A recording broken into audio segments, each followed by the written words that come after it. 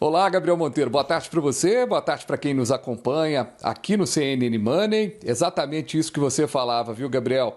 A gente tem esse problema com o combustível para fazer o transporte, que no nosso caso aqui no Brasil, ele se dá de forma viária, né, o transporte por caminhões, por carretas, mas para além disso, também as máquinas e as colheitadeiras, todos os produtos que são utilizados ali na safra, né, para a colheita da safra, também utilizam o diesel e por isso há um sinal de alerta. E para piorar a situação, o governo federal até que agiu rápido, né?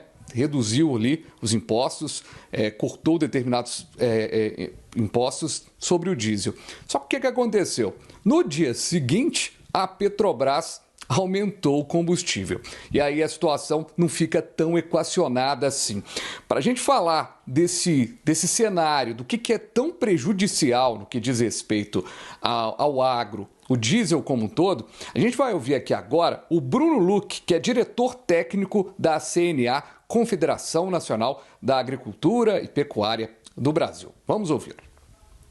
O diesel é um insumo essencial para o setor agropecuário, principalmente nesse momento onde estamos colhendo a primeira safra, seja ela de arroz, soja, outros produtos, e plantando a segunda de milho ou outras culturas agropecuárias. Então, a CNA havia feito esse pleito, havia solicitado ainda maior rigor nas fiscalizações da ANP, que também foi anunciado pelo governo que eles vão ter outros instrumentos de fiscalização que vai ainda ser publicado, e pedimos ainda que aumentasse a mistura do biodiesel no diesel, passando do atual 15% para 17%. Aguardamos ainda que essa medida seja também acatada para que o setor produtivo possa seguir produzindo sem aumentos exorbitantes no custo de produção.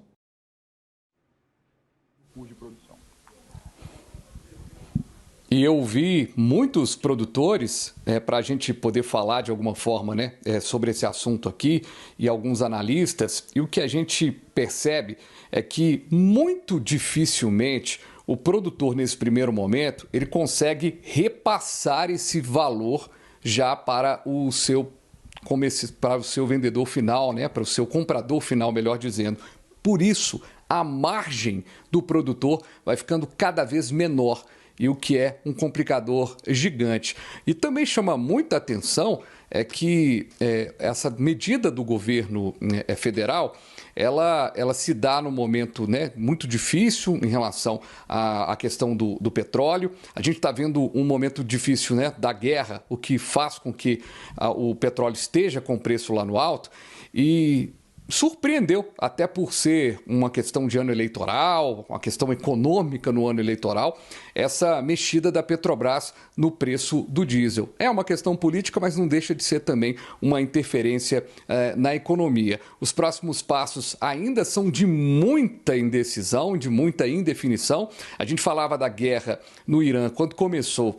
Tudo que a gente reforçava aqui é de quanto mais tempo a guerra durasse, menor era a chance da gente sair ileso, né, desse processo. E a guerra parece não ter fim. Com as novas mexidas de Trump, até pedindo, né, a participação dos europeus, meio que se esquivaram. Mas o fato é que o Estreito de Hormuz é estreito mesmo e está deixando o caminho pouco facilitador para o agro. Cenas dos próximos capítulos, mas a gente já sabe que o caminho será de uma diminuição no diesel com essa redução do imposto, mas não será providencial devido a outros aumentos. E para fechar, uma discussão importante também que eu apurava nesta manhã para discutir aqui com os nossos telespectadores, é um outro imposto que pode ajudar o produtor rural na ponta, seria o ICMS, que faz parte do bojo dos governos dos estados.